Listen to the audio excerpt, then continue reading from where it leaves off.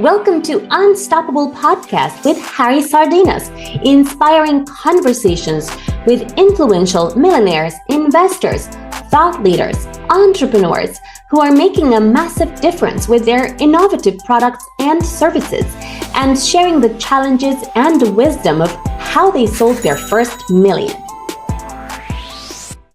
Hi, good morning, good afternoon, good evening, wherever you are. And today we have an amazing guest and we're going to share with you an amazing story.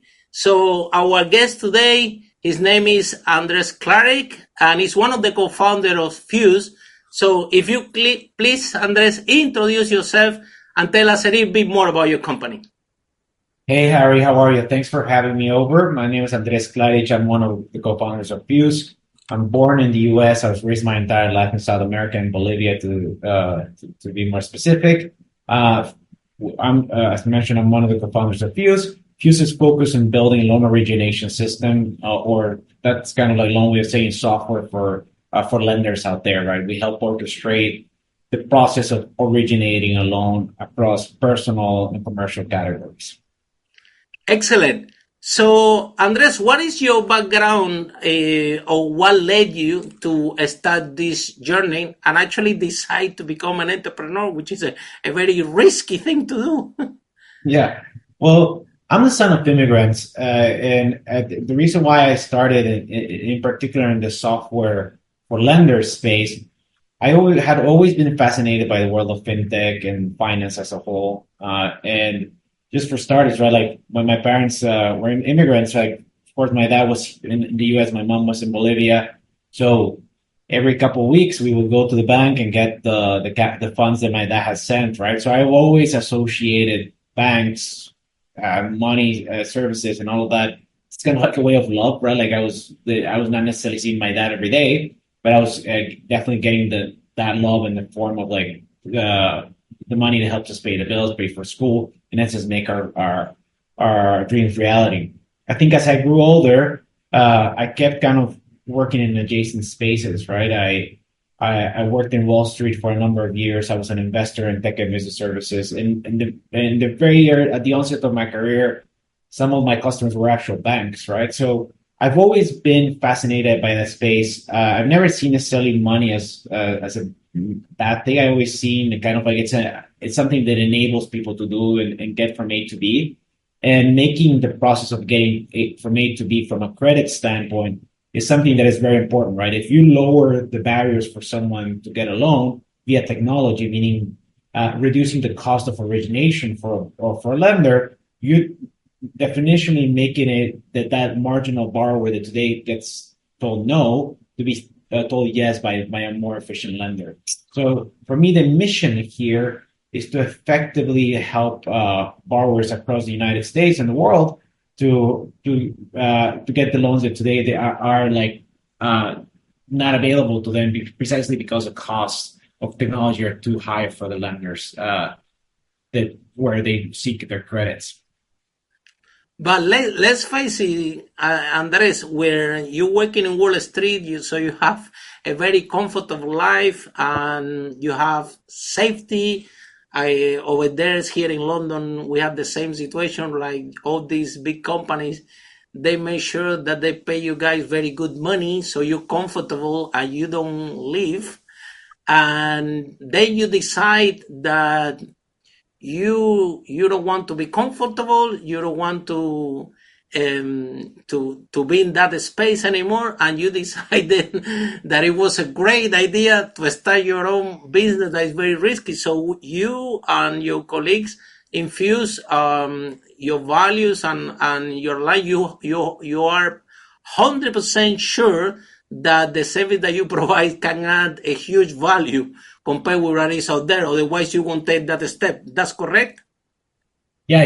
You have to have before anyone else believes in your idea, you need to be the one that first believes in it, right? Like, but that conviction needs to be grounded on proof points and reality that you kind of validate across the way, right? Like within a time frame that you find reasonable for the particular venture that you're trying to pursue.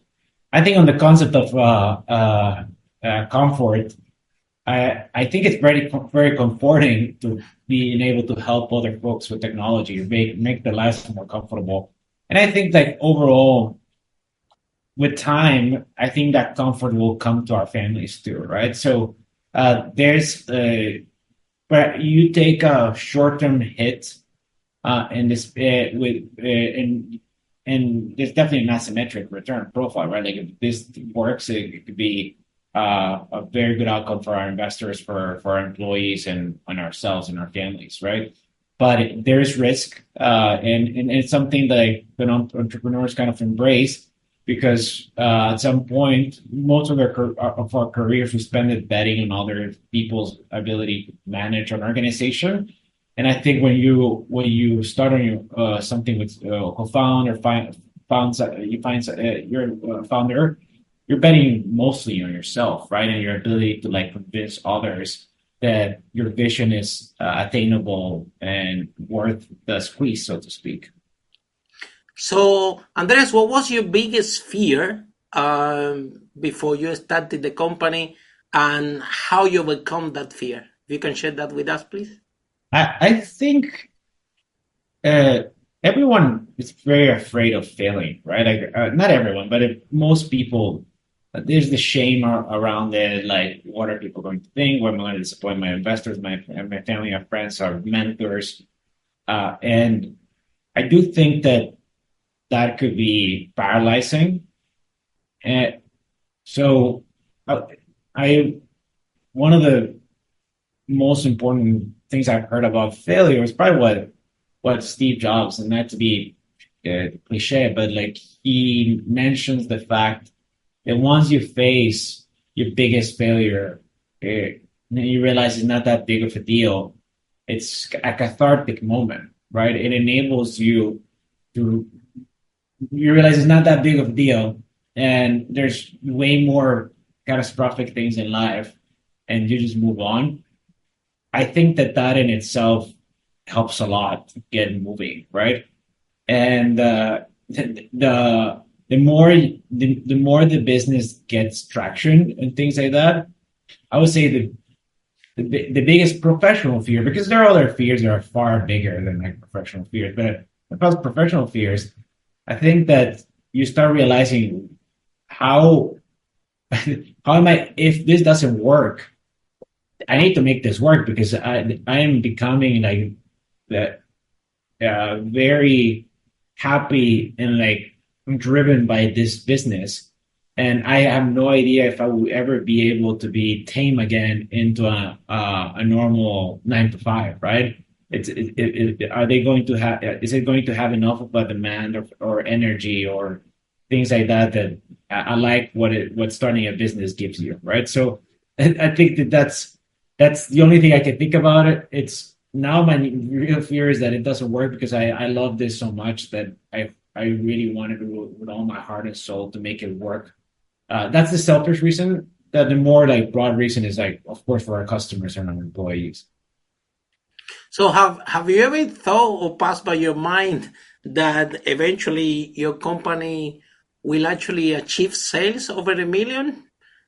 Do you thought that was possible? Yeah, well, now it's just we're already past that. So for us, is more it's beautiful to think about it, but it's also important that as we grow the organization, that we don't sit on our. It's important to take a breather, right, and say like look around and be like, hey, like this was a moment that we dreamt, and you're grateful for the moment. Everyone that has helped you get there, but we need to put food in the mouth of our employees, and I continue to deliver to our customers. So I would say those are beautiful milestones. But what I enjoy is the day to day, right? Like I think that the level of excitement is the same, if not higher, as you kind of grow along. In a way, you're very excited about that next problem to solve, right? I think as a founder, problem solving is probably one of the things you enjoy the most. And just as you graduate to higher levels of revenue, you are essentially asking for more problems. And I really enjoy the challenge of that, the complexity that comes as you unlock those levels of growth. Excellent. And then now we're gonna ask you the questions and the steps that everybody is waiting for. In your opinion, based on your experience and the unique process that you and the people in your company follow to achieve this success, what will be the 5 steps that everybody listening this podcast and want to see your story as a source of inspiration? They are sitting and they are maybe like you. They are, we can call it cash rich and time poor, working for an organization, for an investment bank, and they want to start their own journey, right? And so, what would be the 5 steps that people should follow in order to start the journey successfully? In your personal opinion, what are steps? What these 5 steps that make you achieve your goals? Can you share them with us, please? Yeah, absolutely. I mean, it's not prescriptive, but I think if I had to collect my thoughts and think about what steps I followed, I think the number one first is, and these are professional ones, so not really getting into like personal life and elements like that. But in my view, it's important to kind of work out organizations that have already kind of have in place a culture or something that you admire or that are known for. As a role model, right? A role model, right? Like, otherwise, it's hard to see how it's done. I think that I did not become an entrepreneur like in my 20s. I did it in my 30s. So for me, it was foundational to really build up that toolkit of things that are transferable and in essence, learn from the stamina and like the dedication, so that learn from others is very important, right? Like it's much easier to learn from others than learn on your own, because when you're learning on your own, you're going to make a lot of mistakes. And when you learn from others, it's in essence like the mistakes have already been made. So what you're learning is kind of at a higher level of operational excellence. So that's that. I agree 100% because I also, when I started my first company that also managed to sell over 5 million, it was in my 30s. And I remember I have a similar process. I learned from the organization that I was working for, and that gave me a lot of foundation. I think that in this competitive space that you are, it's gonna be more harder journey if an entrepreneur had to figure out everything but trial and error. Make sense? Yes, absolutely. Yeah, Second, 100%. and I think building that knowledge enables you to also build some level of like financial security. I wouldn't describe it in like a trust fund, but like enough money to play around with and just take some risks, right? The last thing you want is to have like financial insecurity and like be terrified of that you're burning a hole in your savings, right? So I think work first, stabilize yourself, live within your means, and like save enough money to do not bet at the farm necessarily on like the idea, right? Like build some money, but build some kind of war chest that you can utilize to test an idea. I do believe that once you actually are going to start something, you should also set, and this is kind of like, so the second point will be build some level of savings. The third is like, when you're going to start the business, allocate time, right? I'm a big proponent of, if you're going to do it, just take the plunge, right? Like, don't try to do it half time, part time. Like, you're always going to get the vertigo of if you know you're going to do it, just jump and just take the plunge. But that doesn't mean you should stay in the cold water forever. You take the plunge, but you set a finite time. You say, like, in the next 6 to 18 months, I'm going to live on this budget, and I'm going to allocate this amount of money this idea or to the process of finding an idea. If within that time frame you don't find the idea, I think it's totally okay to call it quits, right? I think I was completely prepared to fail out of the gates, right? That I was not going to find an idea, and you need to make your peace with that. Otherwise, you can spend years in ideas, the destructions of ideas. You can generate ideas every day, right? So when you put time, it forces you to kind of create a competitive process of like picking a winner amongst those ideas, right? So once that's the third, right? Like timeline. Fourth, I would say really test the ideas as much as possible, right? Like, pick like 5 or 10 ideas and see which one gets the most traction, right? Like which one gets proof points, B2C, B2B. And I think that something that is useful is like there's this framework by NFX as a big investor here in the US. It's called the concept of fast moving water. Really, sometimes it doesn't really matter how smart or capable you are. So the idea, if you're in a market that is hot, I will tell honestly, bet on yourself, but it's better if you bet on yourself, and on top of that, you're riding the right horse.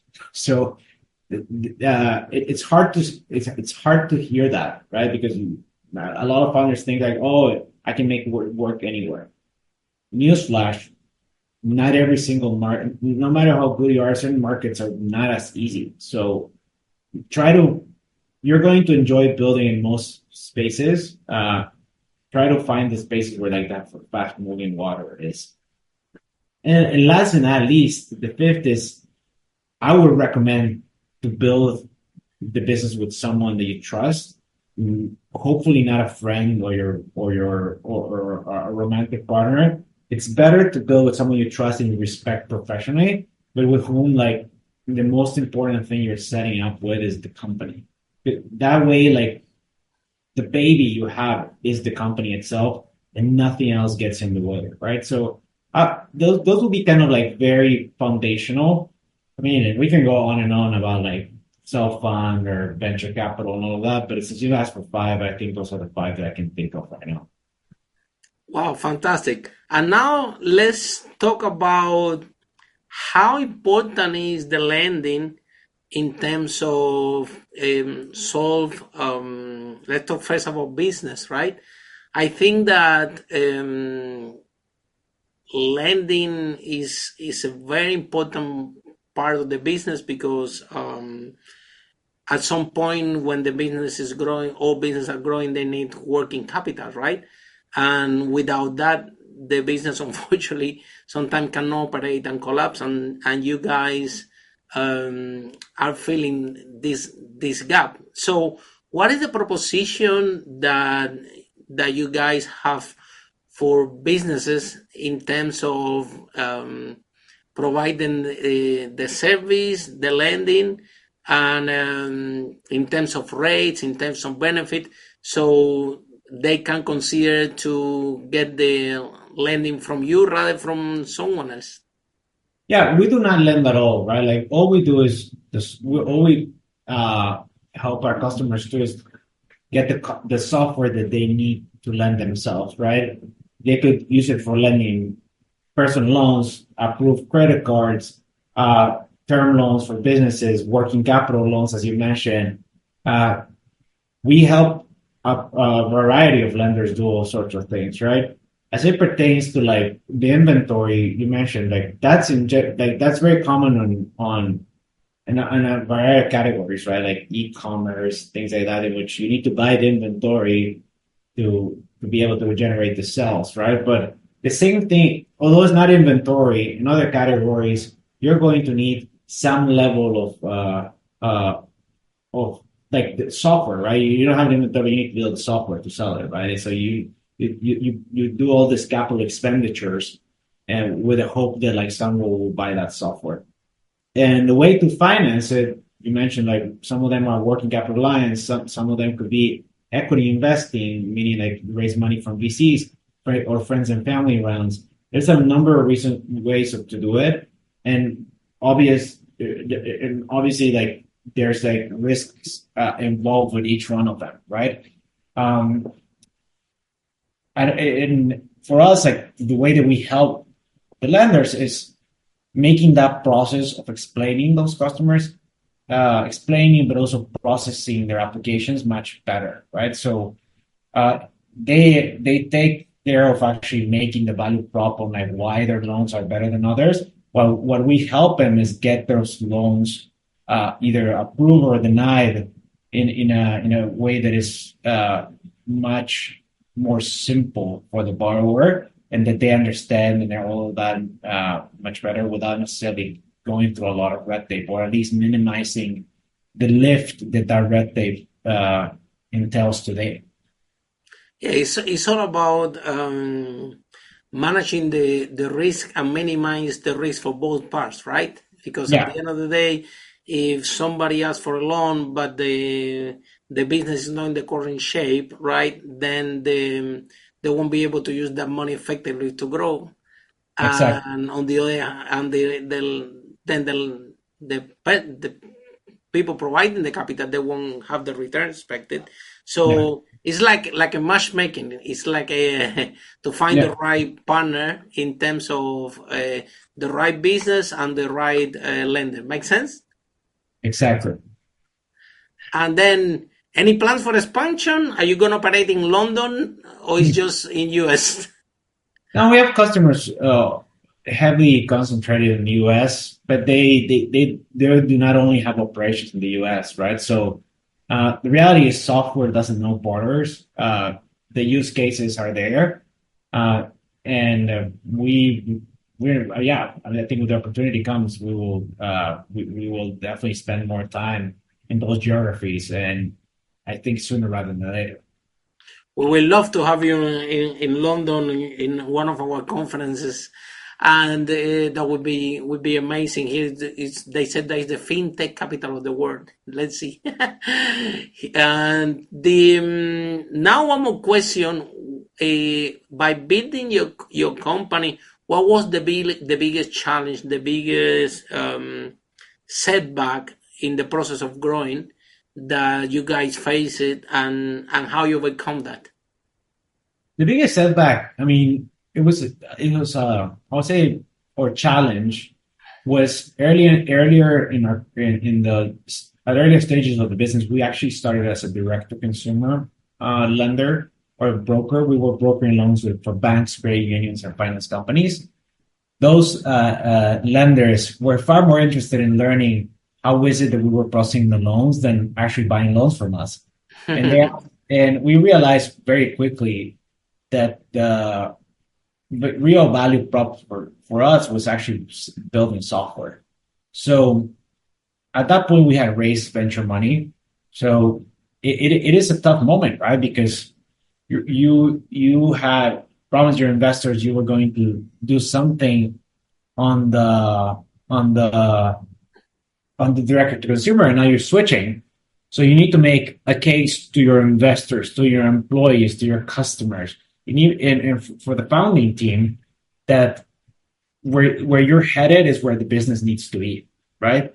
So that was a challenge in itself, right? Kind of what you asked me when the 5 points. I think we kind of did a similar thing, right? We set a timeline in which we were going to see if going B2B or direct business to business was the right strategy.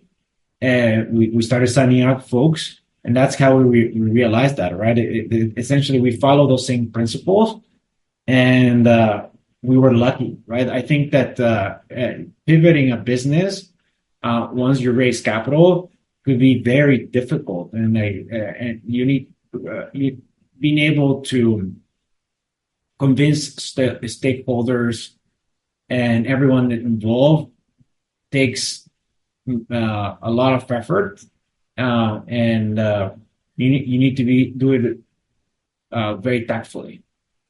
And I remember building a software in that space is a huge task. Yeah, I was Yeah, involved in a peer-to-peer crowdfunding project.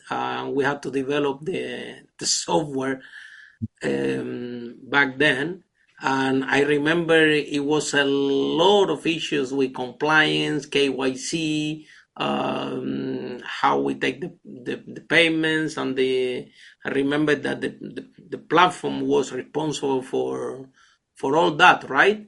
Yeah. And it seems to me there was a lot of responsibility at the end. We didn't go ahead. We built the software and everything, but eventually we didn't continue forward. I remember because it was a very high low fees here.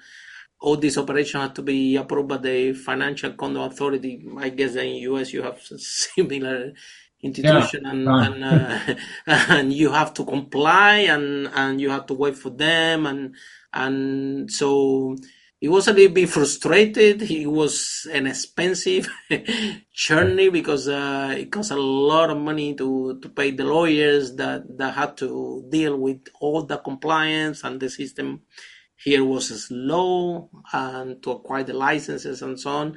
So I guess that building a software, it sounds easy, but as soon as you get into this, in terms of the technicality and the compliance, it becomes a really really massive task. So how you approach this challenge, and how positive were you guys that you're gonna succeed? You specialize, right? I think that when you build software, you try to build really good software for a more narrow vertical, right? Otherwise, you fall in the trap of what you mentioned, right? That their regulatory regimes or the multiple kind of edge cases you need to account for. And what you first try is to find a particular vertical within the market that's big enough of a landing beach, right? And once you land there, you expand, right? And so we were lucky that we found certain categories of landing that we could support with the system that we developed, right? And that enables you to kind of like grow the business, kind of like a step function. And then you need to kind of add new products and things like that. But you need to be very careful of not starting too broad, because you definitely get into that kind of downward spiral of like, oh, but I need to think about this, and I need to think about, if you're narrow and like that narrow market needs a specific product, that allows you to kind of minimize the risk of that. You're still going to have some issues with edge cases, but not as broad as if you start way too trying to like take a bite of something that's just too big in the very beginning. And then the last is not a question, is what is the advice or the suggestion that you would like to share with future borrowers or lenders that they are out there? What suggestion do you have for them? For lenders, is the fact that speed has become an increasingly important reason why. I mean, it's the convenience and speed you can provide your borrowers. Borrowers are becoming increasingly savvy. They're comparing rates. They're comparing pricing, terms, and all of that. And in many occasions, depending on like type of credit product, they really are going with with folks that give them a better service. And even if sometimes rate is a little bit higher, they like certainty to close, right? Like, so, and this happens in the commercial and in the consumer spaces. So that would be I would encourage lenders to really think hard about how they're delighting their customers, right? And how they should think ahead. Because sometimes they have their methods, but they might be losing a ton of opportunities to others because they're taking way too much to do things, right? Like, and there's nothing wrong with being methodical, but if you can do the same level of thoroughness at a fraction of the speed, you should do that. You owe that to yourself, and you owe that to your customers. And for borrowers, I think it's never been a better time to be a borrower in terms of like the ability to compare, the ability to like access credit. Of course, like rates are a little high now, but as far as comparing and being able to get a good sense of what the products you have, I think that it's a very interesting time, right? With embedded lending, embedded insurance, and all of that. I think the amount of credit products, like back in the day, would just be like like certain types of loans and credit cards. Now you have buy now, pay later. Like you can finance pretty much everything, right? So I think we're still not in the golden era. I still think we have plenty of very interesting fintech products to come, but it's night and day to where it was like 20 years ago. Wow. And then, Andres, if some of our listeners want to know more about the subject, how they can access to Fuse, how they can find you guys. Yeah, no, our website is fusefinance.com. That is FUSEfinance.com. There we have blogs and an explanation of our product. And if you want to reach out to me, LinkedIn is a great way to get in touch. Excellent. So in LinkedIn, they find you by your name, Andres Klaric. Is that correct? Correct. Okay. So thank you so much for your valuable information. I think that today we learned 5 steps how you too, if you're listening in the car, in your holidays, or out there, and you're thinking, maybe I should take a chance. Maybe I should start my own company. Maybe I should join these guys in Fuse. I like the vision. I like what they're doing. There is a good way for you to connect with them and to be part of the organization. I would like to thank you so much, Andres, for sharing this information with our audience. I wish you the best of luck. Keep growing, keep helping people, keep adding value to your customers, and everything's going to be fine. Perfect. Thank you. Thanks so much, Harry.